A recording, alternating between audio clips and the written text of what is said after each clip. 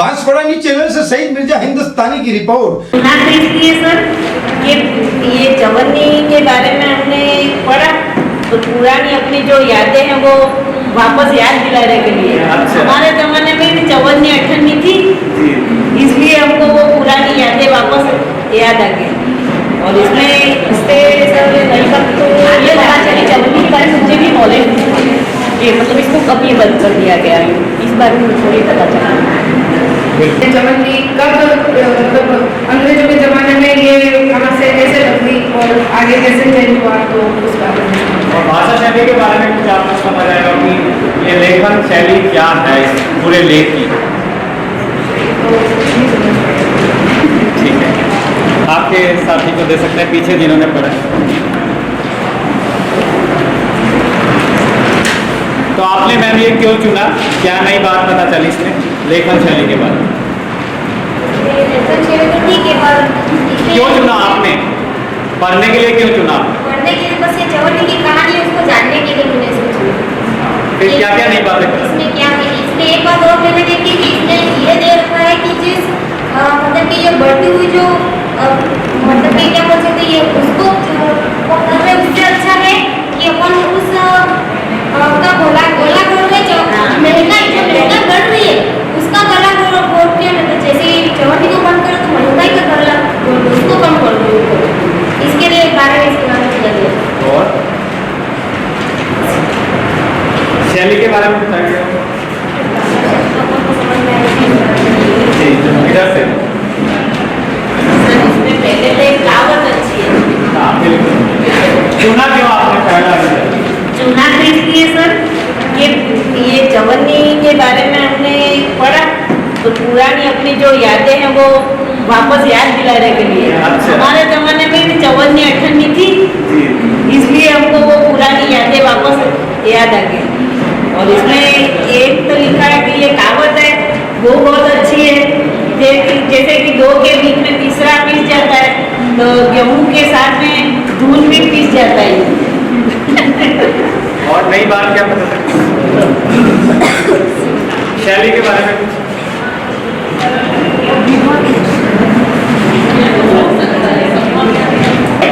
अपने बच्चे का पहचानते हैं जो मेरे देखने ही नहीं मिलती है। मैंने भी सर इसलिए सुना था कि हाँ उनकी यादें काफ़ी उनको इसलिए।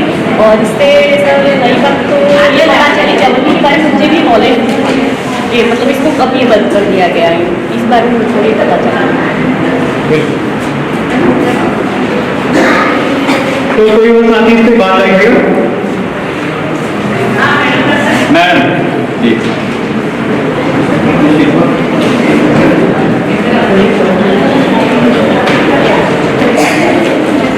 सर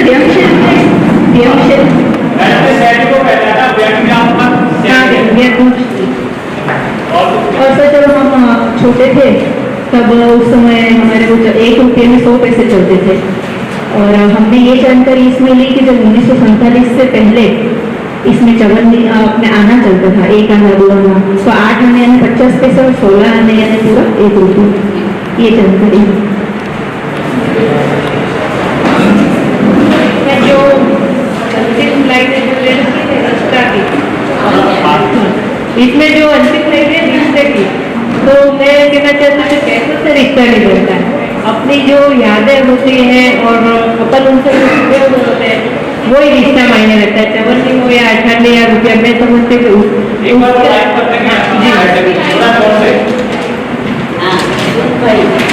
अंतिम लाइन है रिश्ता इस बात से नहीं बनते हैं कि किस चीज की बाजार में कीमत कितनी है, रिश्ते बाजार और उसकी जगमग से ज्यादा कीमत की होती है। तो मेरा कहने का मतलब ये है कि रिश्ते वो ज्यादा कीमती है पैसों से।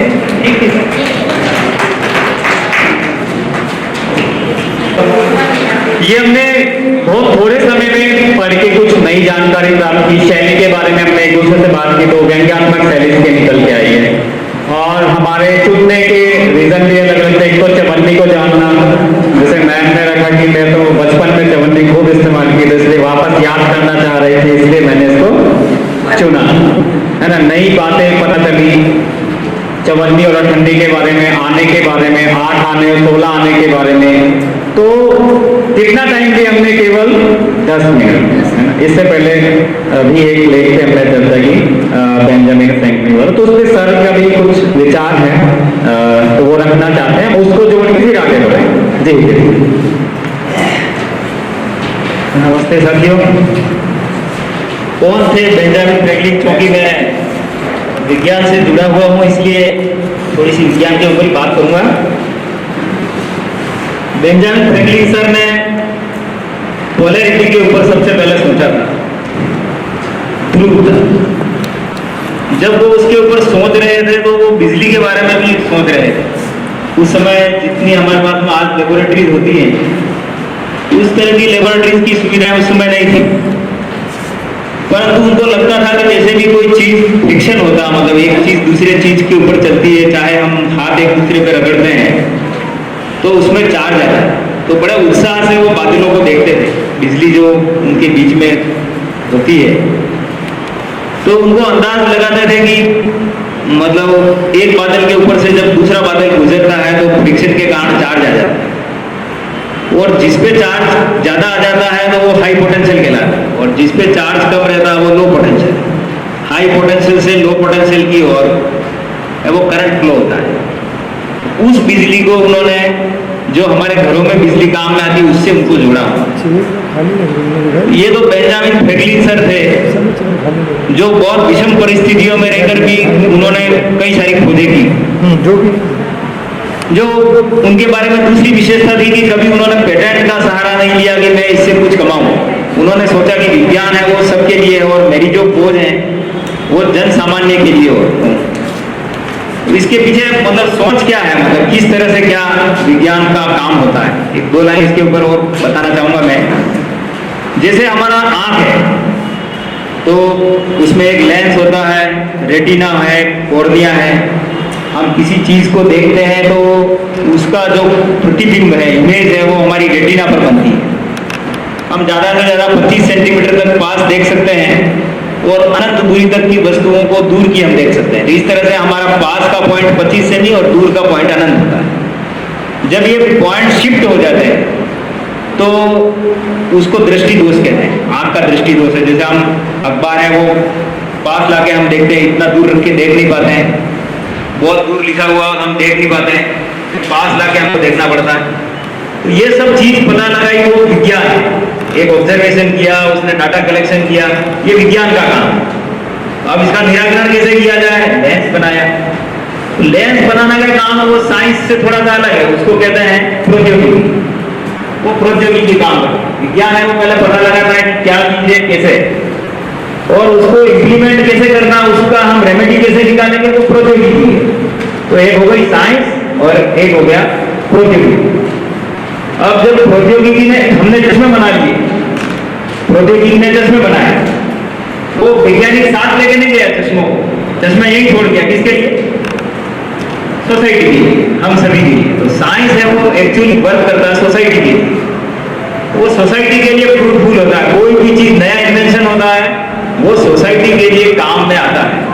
ये वैज्ञानिकों के, हम सभी के ऊपर एक तरह से देखा जाए तो उदारता ही है कि वो ऐसी चीजें बहुत मुश्किल से खोजबीन कर जाते हैं जो सोसाइटी के लिए फ्रूटफुल होती है। तो एक तो हो गया साइंस, दूसरा हो गया टेक्नोलॉजी, और दूसरी हो गई सोसाइटी, जो उसका फ्रूटफुलनेस मतलब हितधारक होती है, सारे हित वो काम में लेती है। तो बेंजामिन फ्रैंकलिन सर का इस मामले में बहुत अच्छा योगदान था। उन्होंने बाइफोकल लेंस के बारे में सोचा कि पास के चश्मे और दूर के चश्मे बार बार काम नहीं पड़े। बहुत ऊंची की कोई चीजें होती हैं, उनको पास से लेने के लिए उन्होंने लंबी बाजुओं का निर्माण किया। और सबसे बड़ा था सोसाइटी के लिए फ्रूटफुलनेस हो कि हम किस तरह से है वो समाज के लिए उपयोगी हो सकते हैं। हमारी जो खोजें हैं वो समाज के अंदर सकारात्मकता लाए, अच्छी चीजें आगे बढ़ाएं। तो साइंस इसी के लिए होता है। तो आप सभी है वो साइंस के बारे में ही सोचें, क्रिएटिविटी लाएं। जैसे मैं एक स्कूल में गया था तो बच्चे के बाल में वो तेल लगा के नहीं आता था, अधिकांश बच्चे तेल लगा के नहीं आते थे। तो मैंने उनको एक छोटा सा प्रयोग बताया कि जो काली वस्तुएं होती है वो जल्दी गर्म हो जाती है। जैसे हम बाहर धूप में गाड़ी रख के आते हैं तो जो काली सीटें होती है वो फटाक से गर्म हो जाती है, जाके बैठते हैं तो हमको ऐसा लगता है जैसे जल रहे हो। काली वस्तुएं अच्छी उष्मा की अवशोषक होती है। तो अगर हम बाल में तेल लगा देते हैं तो वो बाल बाल चिकने और चमकदार हो जाते हैं और लाइट का रिफ्लेक्शन करते हैं। तो वो स्कैल्प सेल्स जो होते हैं, जो खोपड़ी के उत्तक होते हैं, वो नष्ट होने से बच जाते हैं। एक साइंटिफिक रीजन बताया कि बालों में तेल क्यों लगाते हैं। तो आप यकीन मानिए कि पेरेंट्स को अगर आपने अच्छे से समझाया, और थोड़े बहुत पढ़े लिखे पेरेंट्स हैं, तो वो बच्चे तो क्या, पेरेंट्स भी है, वो बालों में तेल लगा के अच्छी तरह से घूमने के लिए तैयार हो जाएंगे। इसी तरह से बच्चे मंजन नहीं करते हैं। जैसे आपके पेस्ट करने से बच्चे डरते हैं, जैसा हम पेस्ट है वो नहीं करें, रोते हैं, कोई ब्रश भी सामने ले जाते हैं तो वो करते हैं, कोई अंगुली से कर लेता है, कोई आजकल के दातुन पुराने जमाने के स्टाइल से करना चाहता है, कोई लाल पेस्ट करता है। तो पेस्ट के बारे में भी जैसे बच्चों को है ये कि पेरेंट्स को भी आप बता सकते हैं कि साहब जो हमारा मुंह के अंदर जो होता है, वो हम बहुत सारी चीजें खाते हैं और मुंह में बहुत सारी चीजें रह जाती है दांतों के बीच में, वो एसिड में कन्वर्ट हो जाती है। और जो एसिड होता है वो दांत के इनामल को गलाता है, तो वो एसिड है वो हमको नुकसान करता है दांतों में। उसकी पीएच बता सकते हैं, 7 से कम पीएच वाले सारे मुंह के अंदर अगर देखें तो 7 से कम पीएच का होता है।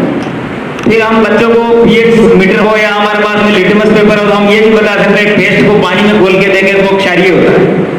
अगर हम दांतों में है वो पेस्ट लगाते हैं और कुछ देर तक थूके रखते हैं, बहुत सारे लोग पेस्ट लगाते जाते हैं और थूकते जाते हैं, तो लगातार नहीं थूके अगर कुछ देर पेस्ट मुंह में रहने देते हैं तो वो क्षारीय जो पेस्ट होता है वो जो दांतों के अंदर अम्ल है उसको न्यूट्रलाइज कर देता है। तो इस तरह से जो एनामल है वो खराब होने से बच जाता है।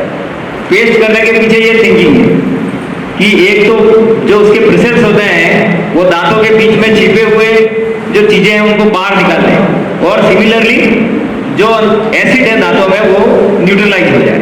दोनों बातें तो हम बहुत सारी चीजों को साइंटिफिकली बता सकते हैं बच्चों को। जैसे कोई घंटा है, ढोलक की हमने बताया कि किस तरह से ढोलक पे हम हल्का सा कोई अंगुली मारते हैं तो अंदर जो भरी हुई वायु है उसमें वाइब्रेशन होता है और साउंड क्रिएट करते हैं। बच्चों हमारे कान के अंदर भी सेम ऐसा ही एक स्क्रीन लगी हुई है, और जब कोई भी हमारी वेव्स जाती है तो उस पर्दे से टकराती हैं तो वेव्स उसके अंदर साउंड क्रिएट करती है। इसलिए हम कोई अंगुली या ऐसी कोई तीखी चीज है वो कान में नहीं डालें। ऐसी छोटी छोटी बातें शरीर की जो है वो हम आँख के बारे में, कान के बारे में, जीभ के बारे में बता सकते हैं, बालों के बारे में।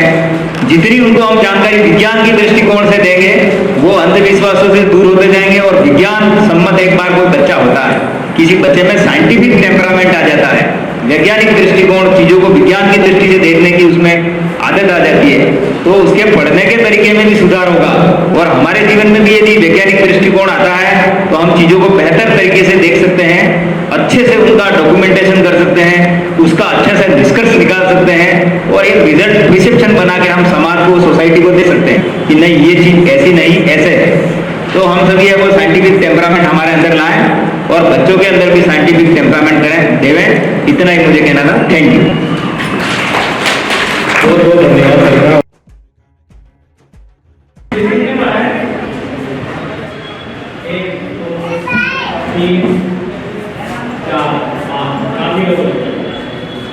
शुरू करते हैं।